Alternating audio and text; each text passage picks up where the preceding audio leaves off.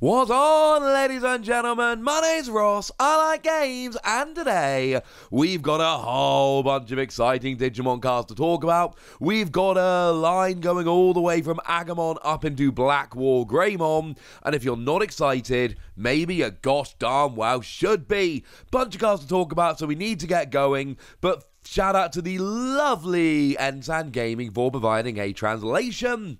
So Agumon here, what we've got is a free cost to play normally, 0 cost to Digivolve, 2000 power. Can Digivolve from either black or red. So although it is a mono black Digimon, you can Digivolve from a couple different colours, that's a good thing. And what we've got here is when you play, you may look at the top 4 cards of your deck and add a Digimon with Greymon in its name and one Dragon Man Digimon among them to your hand, putting the rest of the cards on the bottom of your deck in any order you like. Well, ladies and gentlemen, that sounds kind of fun now, doesn't it? This is cool. Now, obviously, Dragon Man Digimon, we're talking War Greymon here, right? Now, weirdly, does include a couple of others, but we're generally talking about War Greymon and Black War Greymon here. Obviously, we are leading up in this particular video to talking about Black War Greymon. I already told you that. That should not be any kind of surprise. And what we've got here is a kind of skill that we've honestly seen a bunch of times before, but it doesn't really matter, because it's a really, really good skill. So, you're going to be searching out your Digimon that have Greymon in their name, your Greymon, Metal Greymon, War Greymon, etc., and Dragon Man, which also includes your War Greymon, and quite frankly, this should be the kind of thing you get happy about. It's not some kind of stunning, game-breaking, redonkulous card, but as something which is going to give a little bit of extra consistency, yes, this sounds pretty gosh darn good to me. Alright then, one down, that looks pretty good. What have we got from the rest of these dudes? Well, it probably won't shock you to learn that we do have a Greymon coming in here.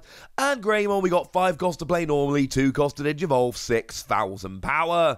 Incidentally, for a level 4, that is moderately high power-wise. Also, really cool menacing artwork, which I appreciate very much indeed. Now, it is also worth noting that, like before, this can Digivolve from either black or red, though it is just a mono black Digimon at the moment. And it's got an inheritable skill whereby if you've got a red Digimon in play, this Digimon gains blocker, which is a very, very good thing indeed, because you need to have blocker. I mean, firstly, right, we're talking about black Digimon here, and black Digimon block is what they do. Blocker is, you know, every color's got something, and black has D-Digivolve and blocker. They are essentially the special skills here. This is really cool. It's going to give you blocker. And having blocker as an inheritable skill is a good thing, because you don't have to use it. But if you want to use it, it's there. But it doesn't need to be. So you can use it to save one of your other Digimon, or you can go, oh, wait a second, bit rich for my blood, I'm not doing it. Because the fact of the matter is, getting blocker as an inheritable skill is, well, it's not a particularly easy thing to do, unfortunately. I'm having a search here over on digimoncard.dev, and we've got the Andromon from EX1 that gives you blocker if you've got machine in your type, which is kind of interesting, and that's about it, to be honest with you. Black Digimon giving blocker as an inheritable skill, it's not something they do very well or very easily, because it's a bit good, quite frankly, which is why you get things like Andromon where they're like, well, you can have blocker, but it's going to be a really hyper-specific blocker. Shout out to digimoncard.dev for the translated proxy there. But the fact of the matter is, now, as long as you've got a red Digimon in play, you've got blocker. And clearly, it's a shameless attempt to try and get you to play a hybrid black-red deck, and I don't really care, because it's totally worth it here. Getting blocker, and as we're going to see in a moment, it's actually particularly good in this line.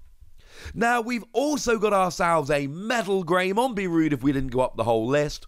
A Metal Greymon here, 8 cost to play normally, 4 cost to Digivolve, 8000 power. Frankly, in all cases, it's a bit higher than it should be. 8 cost to play normally is a bit much for a level 5, 4 cost to Digivolve is a bit much for a level 5, but 8,000 power is higher than average, so at least you've got a little bit of a bonus coming in here.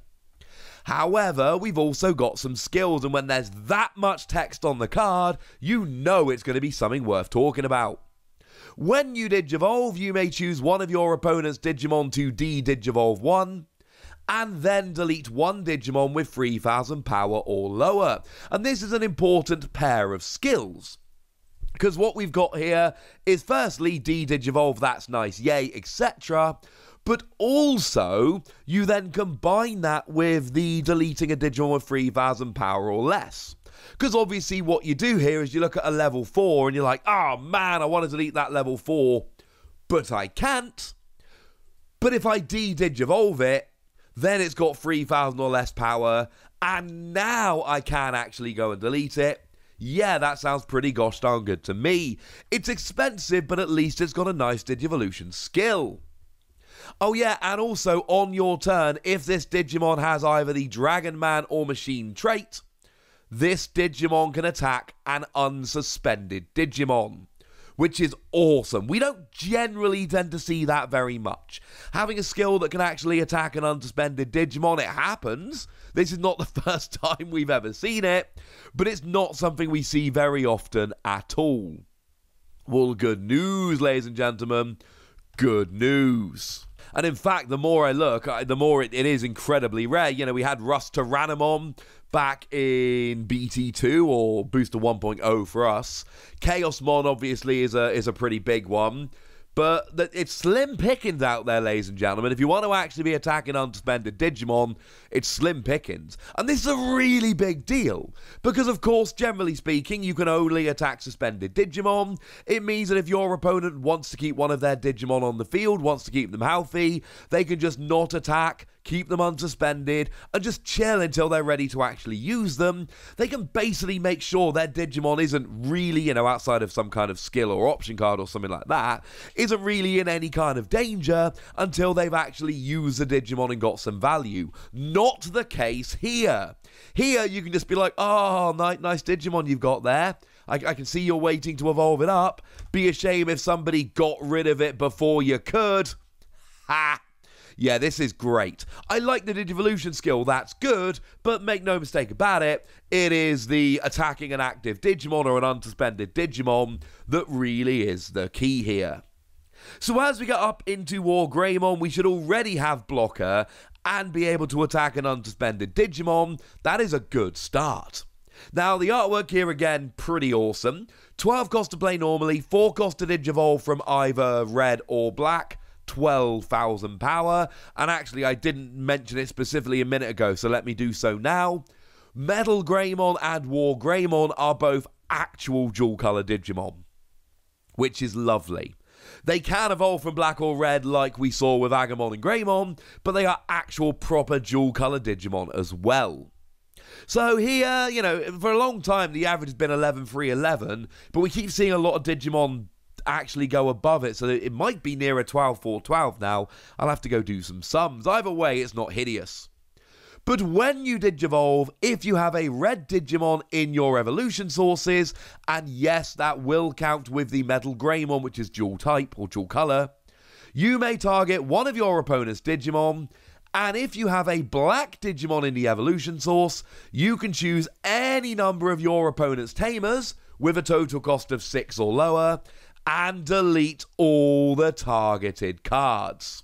Now, I'm looking at a translation by Ensign Gaming here, and it seems to suggest that you select a number of Digimon and a number of Tamers with a play cost of up to 6. So, it doesn't seem to be that you can, and unfortunately when I first read it I thought this might be the case, and that was amazing, delete any Digimon and then Tamers with a play cost of up to 6, which would include, you know, 2 Tamers, which would be amazing.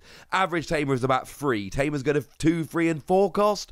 So unless your opponent was only playing 4, or, you know, was playing 1, 3, and the rest 4, you would be able to get a pair of Tamers. It's still a really good skill, but it does seem to be slightly less broken than I thought it was. It is, if you got a red card in this Evolution Sources, choose Digimon. If it's a black card, choose Tamers, with a combined play cost of up to 6, and delete the targeted cards. But it does seem to be Digimon with a play cost of 6 if there's a red, Tamers with a play cost of 6 if there's black. I think, and I'm not 100%, I think that means you would be able to get both Digimon and Tamers, each of which has a play cost of 6, as you were evolving up. Either way, you're getting rid of Digimon, you're getting rid of Tamers. This is a very powerful skill. No, you're not doing kind of a full board wipe or any of that, which is a little bit sad, but being able to get rid of Tamers is good. Now, we still need to confirm the translation, and I should mention, getting rid of Tamers is not an easy thing to do. It doesn't happen that often. But it seems to be, choose your opponent's Digimon, and then choose Tamers, play cost of up to 6. If it actually is, you can get any Digimon, and then Tamers with a play cost of up to 6, that's redonk. But I think it's more likely it's Digimon with a play cost of up to 6, and Tamers with a play cost of up to 6. That's still awesome. And then on both turns, once per turn, when your opponent's Digimon is deleted, activate this Digimon. Now remember, it won't count for security Digimon being deleted, but other than that, you're good. So if your opponent loses a battle with your Digimon on their turn, or even ties and gets deleted, you unsuspend, bearing in mind you should have blocker. Because Greymon gives you blocker if you've got a red Digimon, and this is a red Digimon. So it's not just that you're unsuspending on your opponent's turn and can't be attacked, and that alone is pretty awesome. It is also the fact that you're unsuspending with blocker, such that you then get to block the next attack coming in, and you've got 12,000 power. That's quite a lot.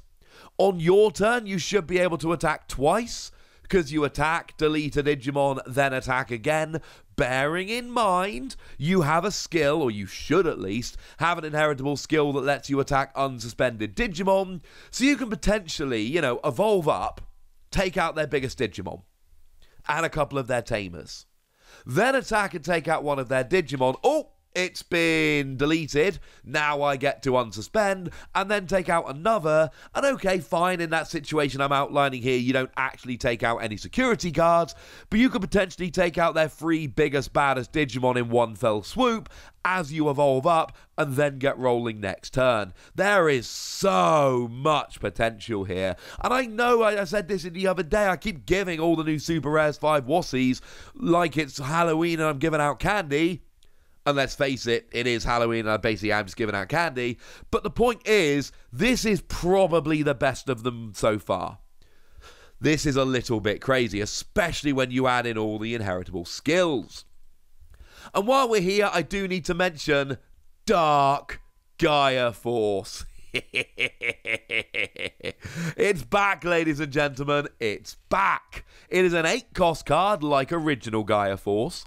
And it's a black-red option card. Do remember, if it's a black and red option card, you need a black and red Digimon or Tamer in play to play it. And also, just check out the artwork. You didn't need to know this was a play on Gaia Force to look at the artwork. And what it does is you choose any number of your opponent's Digimon whose total cost is up to 15 and delete them. And then as a security skill, you just delete one of your opponent's Digimon with a play cost of 15 or less.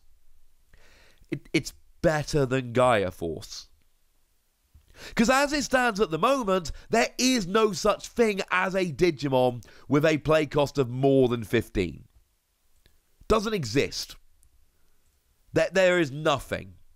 We've seen a bunch of 15-cost Digimon. They tend to be level 7s. We've not seen a 16-cost Digimon.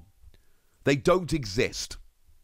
What that means is you can either delete any Digimon you like, in which case, hello, this is Gaia Force, or you can delete a whole bunch of littler Digimon. If you're against a Rookie Rush deck, this could be 5, 6, maybe even 7 Digimon deleted. Your opponent could be about to win the game in a Rookie Rush deck, and then you just wipe their entire board, and that's what makes it better than Gaia Force. Because a lot of the time, it's just going to be Gaia Force. What you're really going to do is go and take out one big Digimon, especially as a security card. But the thing is, if my opponent's got an 11 cost Digimon I want to take out, I can take it out and also take out a level 3, which is clearly a good thing. And that's what's great here, it's the options. Gaia Force, 8 cost, taking out any Digimon, yes. And as a security card, this is basically Gaia Force. Interesting to note, if we ever do get a 16 cost or higher to play Digimon, then Gaia Force will still be able to delete them, but Dark Gaia Force won't. I don't think that's something we need to actually worry about in the near future, but it does remain something to actually bear in mind. There is a possibility here, because Gaia Force has no limits, but this does, there may come a point where there are Digimon that can't be deleted with this, but can be deleted with Gaia Force. But the fact is, you get to either delete one big Digimon or a bunch of little, or a level 6 and a level 3. It's just great, alright? It's just great. It won't fit into that many decks because you've got to have a red and a black Digimon in play. And I made this point before. The fact that you've got to have 2 different colours of Digimon in play to use it should make these cards inherently a bit more powerful. They should be better because they're more awkward to play.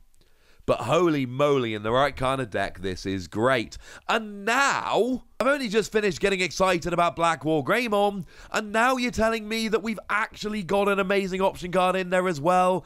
I'm happy, ladies and gentlemen. I am happy, but I want to know what you think. So let me know in the comment section, would you? Go nuts! Me nice! And then make sure you like this video, subscribe to this channel, follow me on Twitter at TheWasi. That's where we talk Digimon and a whole bunch of other card games. And please do consider checking out patreon.com/PTCGradio, where you can support the channel, get some bonus podcasts and all kinds of fun things.